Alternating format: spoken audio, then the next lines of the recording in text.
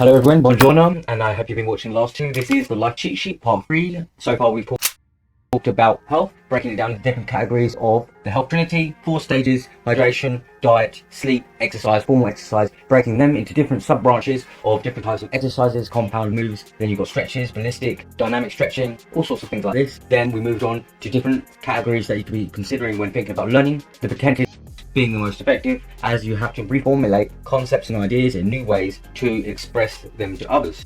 Different tips on how you can be reading more effectively, including studying the 3, reading the first and the last bits because of primacy and recency, and Pomodoro effect, Pomodoro learning, which is 20-minute segments of learning to improve focus and maintain higher retention. Now we're going to be looking at products of your environment. Let's go into the computer. And we're playing, and we're back in the computer. You know this place. This is my life cheat sheet. Links in the description. So make sure you get it. Free copies. May I repeat? Free copies. As you can see, today we are looking at products of your environment. They say you're a product of your environment, so why not learn how to change it a little bit? Yep. Ways to improve your environment and optimize your environment. I Google searched many of these terms, and then to get straight into this. First things first is make a work only zone. I was reading stuff about famous writers and how what they would do is they would give themselves rooms, designated rooms on where they would write, and they would only write in these specific locations. This could tie into context dependent memory, and your locations actually acts as a trigger to trigger different memories or different habitual behaviors. This is why some people respond better and more effectively when they go to the gym, because that's all they associate with it. If you start associating your bed with playing with your phone and going on social media, it's going to disrupt your sleep, it's going to disrupt your personal sexual life, because you've got too many and differing associations with the locations. So make a work only zone.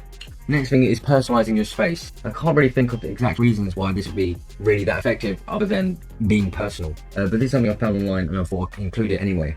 Remove clutter and make a power go bag. This is important because preparation is key. Mise en place, everything needs to be in its rightful place. And if you have a go bag with everything prepared that you would need if you needed to go at a moment's notice, memory sticks, laptop charger, etc., then you're going to be very well prepared. And this is an extension of your environment, because the bag that you take with you to your next environment will actually alter the environment and your experience for productivity and learning. Keeping your work environment super sterile and clean, and although this is a good tip, I don't think I fully follow it. Yeah, not very. Plants and open windows, air fresheners. Since learning this, I've been spending a lot of money on air fresheners, incense sticks to change the smells. Also, I bought some of these flowers, because these flowers here are actually, they have the good air. It's really good air in there. And this is called Dipodus lucteus. I don't even know how to pronounce it. No, I can't pronounce it.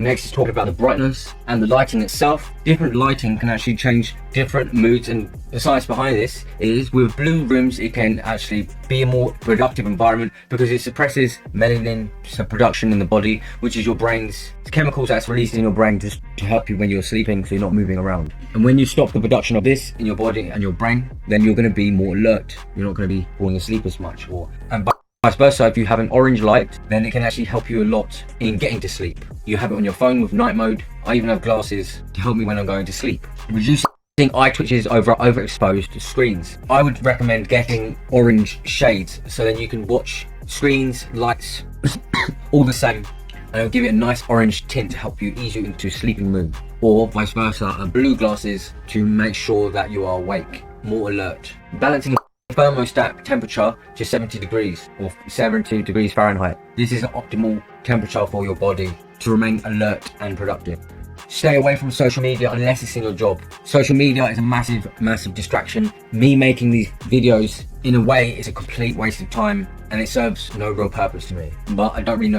Phone out of sight. This is important. I was reading about studies with phones, and if people had said they need to put their phone on a table in front of them, they was a lot less focused than another group that had their phones taken outside. The proximity, the distance that they was from their phone, means that they was spending less attention thinking about who or what could be texting them or what could be happening on their phone, and spending more time and more energy, focus, attention on the tasks at hand. Turn off all the notifications on your phone. Your phone is a type of digital environment, and you need to optimize that as well as your physical environment, considering that the majority of the time, or a lot of the time, people are spending on their phone or in a digital environment. Optimize it. background noises or silence. You need to experiment to find what sounds suit you and what your optimized environment would consist of with auditory. But, which is a type of classical music, is supposed to be very good with learning and maintaining concentration because of all the changes in the sounds, and also it mimics the same tempo as your heartbeat, which keeps you at a very eased state consistently. I've heard of people that say that office sounds can help stimulate an environment to make you feel like you're connected with others. If your work is very secluded, like programming or something like that, and you don't get to spend a lot of time with people, it can be very depressive, and ultimately it can reduce the amount of productivity or concentration you can have because you get distracted from other things. Some people will simulate the sounds of offices to try and maintain subconscious connection with people, blocking destructive websites. Again, your digital environment it's a digital environment, and it can be optimized in the exact same way as your physical environment. There's different applications you can use that can block and temporarily block different applications for you to ensure that you get what needs to be done. Unplug for 30 minutes as well. You can see here, unplugging for 30 minutes. This could be just regular breaks or physically unplugging yourself from digital technology and interleaving, changing subject for a moment's time. Get into a flow state. A flow state is when something is not too difficult and not too easy. It gets you in a flow state because you maintain high levels of interest. If it's too difficult, you get frustrated. If it's too easy, you get bored. A flow state is the sweet spot where you can maintain concentration for a very long period of time with ease. I would say that when you're setting goals and things, this is part of your mental environment. It is an extension of your environment, how you're organizing your thoughts. And how you can be improving this is by making smaller deadline checklists where you can do it in 20 to 30 minute intervals and think, in this amount of time, this is what I have to achieve. You're organizing your mental environment through checklists so that you can maintain high levels of productivity. Keeping your to-do list organized. I've been experimenting with different things, trying different ways, and presently what I'm trying is I split a piece of paper into 3 parts, saying high priority, mid priority and low priority, and then just writing everything I can there. Then I look through the high priority tasks and think what can be done in the shortest amount of time, and start to try and tackle these ones first. Developing a study routine. Your time, your schedule is part of an environment as well. Again, like calendars, things like this. Now as I go down, I think that there's parts of this that's not really, it shouldn't really be there, but I'll go for it anyway. Questions are valued over the answers. Good questions demonstrates your ability to think and go through a process. Here you go. So, variables to consider in your physical surroundings, thinking about micro and macro in the smaller sense and in the grander scheme in different social groups, etc. Physical, spatial access. Have you got access, physical access to move in and out freely, fast? Is there things getting in your physical way? Atmospheric circulation, air circulation. Have you got enough oxygen going through where you feel refreshed, or does it feel stuffy? Obviously, this can influence your ability to be effective at producing whatever it is you're trying to do. Natural lighting and artificial lighting. I would assume that the combination in the right ways could be most effective. Natural lighting during the day, artificial during the night. I have read before, or heard on a podcast once before, that if you have rooms, office rooms with higher roofs, it can actually influence better thinking and better idea generation because you've actually got more physical space. I can't really come up with any scientific explanations to explain the correlation between the physical space and manifestations of ideas. Color palettes to be neutral, vivid. Right now I've got like a nice creamy color on my wall, but I want to get like a nice dark grey. I've seen some people on YouTube doing it with dark grey, their rooms and stuff, and it looks really good.